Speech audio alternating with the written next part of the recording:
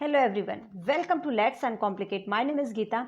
आज हम कवर करेंगे एनसीईआरटी की बुक क्लास 4th की जो है ईवीएस में 4 to 6 चैप्टर। इससे पहले हमने 1 to 3rd चैप्टर जो है कवर कर लिया है। आप पार्ट 1 की वीडियो देखिए और वहाँ से आप अपना पढ़ सकते हैं। और आज जो हम लेंगे 4 to 6 चैप्टर। आप यहाँ से अपने नोट्स जो है प्रिपेयर कर सकते हैं इस बार के CTET के लिए। अगर आप एनसीईआरटी बुक पढ़ने की सोच रहे हैं तो एक बार उसको मिलाइएगा और नोट्स मिलाइएगा, आपको पता चल जाएगा। ये पूरे नोट्स जो है एनसीईआरटी की निचोड़ है, मतलब पूरे टू दी पॉइंट्स में आपको मिलेगा। आप एक बार पढ़ के देखेंगे तो आपको खुद पता चल जाएगा। और आप इस बार का जो है CTET एग्ज़ाम अपना निकाल लीजिए और यहाँ से अपने नोट्स प्रिपेयर कर सकते हैं। तो देर किस बात की, चलते हैं, स्टार्ट करते हैं। क्लास 4th के जो ईवीएस है उसमें हम चैप्टर 4 to 6 जो है आज कवर करेंगे। इसमें 4 to 6 चैप्टर, ठीक। आगे हम देखते हैं चैप्टर 4 जो है इसमें हमारा वो है अमृता की कहानी। अमृता की कहानी, इसमें एक छोटा सा क्वेश्चन कई बार पूछा गया है कि अमृता कहाँ की रहने वाली थी। तो अमृता जो है ये जो है खेजड़ली गांव में रहती थी। और खेजड़ली गांव जो है ये राजस्थान में जोधपुर के पास है। अब एक और क्वेश्चन आता है कि खेजड़ली गांव में कौन से लोग रहते थे। तो वहाँ पे जो है विश्नोई परिवार के लोग रहते थे, मतलब विश्नोई लोग रहते थे। खेजड़ली गांव के बारे में कौन कौन सा वाक्य सही है, ये भी एक क्वेश्चन अराइज होता है। आप ये क्वेश्चंस कई बार आए हुए हैं और आप इसको देख सकते हैं। और यहाँ पे आपका एक छोटा सा क्वेश्चन निकलता है कि खेजड़ली गांव के बारे में कौन सा वाक्य जो है सही नहीं है। तो ये आप यहाँ पे देख सकते हैं कि ये लोग जो है पेड़ व, ये बस नहीं है, ये व है, पेड़ व जानवरों की जो है ये लोग रक्षा करते थे। कौन? विश्नोई लोग। खेजड़ली गांव में जो विश्नोई लोग रहते थे ये लोग जो है पेड़ व जानवरों की रक्षा करते थे। वो जो खेजड़ली गांव है वहाँ का जो है रेगिस्तान होते हुए भी वो इलाका इतना हरा भरा है कि आपको यकीन नहीं होगा कि यहाँ पर रेगिस्तान है।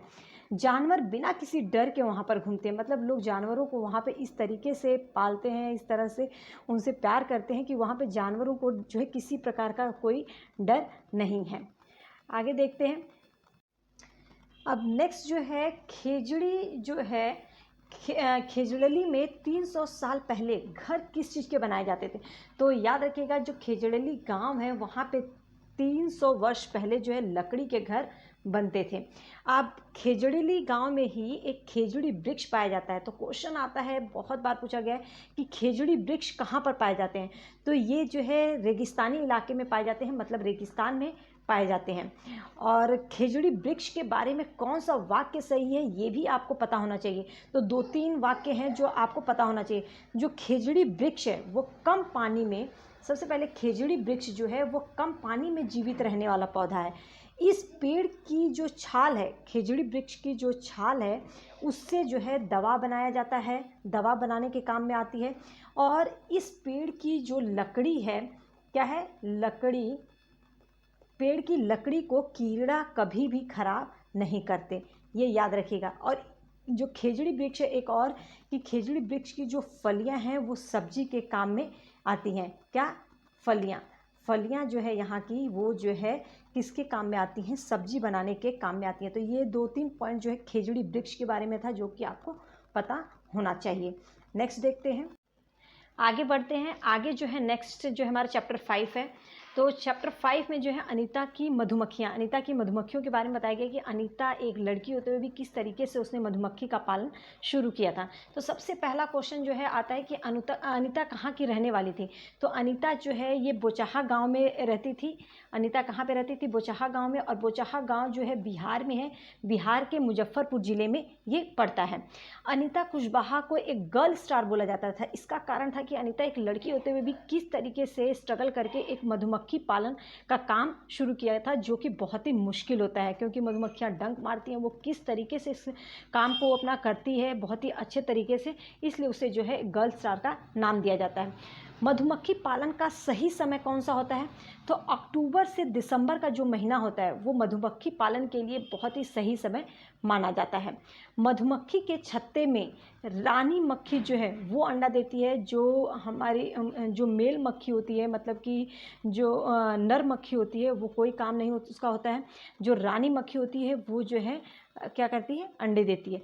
छत्ते में नर मक्खी बहुत ही कम होते हैं, इनका कोई छत्ते में खास काम नहीं होता है। तो आपसे क्वेश्चन आता है कि मधुमक्खी के छत्ते में कौन सी मधुमक्खी अंडे देती है? तो याद रखिएगा कौन? रानी मधुमक्खी जो है, और नर मक्खी का कोई काम नहीं होता है। आगे देखते हैं नेक्स्ट। शहद के लिए जो है, शहद के लिए फूल का रस ढूंढती हैं। जो रानी मक्खी है, शहद के लिए वो फूल का रस ढूंढती हैं और मिल जाने पर एक विशेष प्रकार का नाच करती हैं खुशी में। तो इससे मतलब पता लग जाता है कि उनको शहद वो मतलब फूल मिल चुका है। फूल से ही वो अपने रस निकाल के लेकर आती हैं और शहद बनाती हैं। फरवरी माह में लीची के फूल, एक क्वेश्चन है कि लीची के फूल कब खिलते हैं? तो याद रखिएगा ये जो है कब? फरवरी माह में। आगे देखते हैं, तो आगे चलते हैं, नेक्स्ट चैप्टर देखते हैं। नेक्स्ट चैप्टर जो है हमारा चैप्टर 6, ओमना का सफ़र। मतलब एक लड़की है ओमना, उसके सफ़र के बारे में बताया गया है कि ओमना का सफ़र कहाँ से शुरू होता है। तो ओमना का सफ़र जो है वो, जो उसकी ट्रेन है वो कक्ष में गांधी धाम से चलती है। कहाँ से चलती है? कक्ष में गांधी धाम से। और ये कक्ष कहाँ पर है? ये गुजरात में है। और गुजरात में कौन से खाने बहुत ही ज़्यादा फेमस हैं, कौन प्रसिद्ध हैं वहाँ पे? तो वो है ढोकला, चटनी, मिठाई, नींबू वाले चावल। गुजरात का जो है सबसे प्रसिद्ध खाना है। कक्ष, गांधीधाम, अहमदाबाद, ये है कहाँ पर? तो ये आप लोगों को पता होगा, ये कहाँ पर है? गुजरात में। कोझिकोड साउथ भारत के कहाँ पर है? कोझिकोड जो जगह है वो कहाँ पर है? तो वो केरल राज्य में पड़ता है। मडगांव कहाँ पर है? तो ये गोवा राज्य में पड़ता है। ये क्वेश्चंस पूछे गए हैं और ये बहुत ही इंपॉर्टेंट है। तो होप सो आपको ये पूरा अच्छे से क्लियर हो गया होगा। जो इसका PDF है वो मैं टेलीग्राम लिंक पर शेयर कर दूंगी। अगर आपको टेलीग्राम से चैनल से जुड़ना है तो आप जो है डिस्क्रिप्शन में उसका लिंक दिया गया है, वहाँ से जाकर जुड़ सकते हैं। मैंने अपना काम कर दिया है, आप बस इसको अच्छे से प्रिपेयर कर लीजिए अपना नोट्स, और अच्छे से आप इसे जो है अच्छे से अपना नोट्स पढ़ के अपना इस बार का जो है CTET का एग्ज़ाम आप निकाल लीजिए। बस इतनी मेहनत कीजिए। तो होप सो अच्छे से आपको सब कुछ क्लियर हो गया होगा। चलिए फिर चलते हैं। All the best.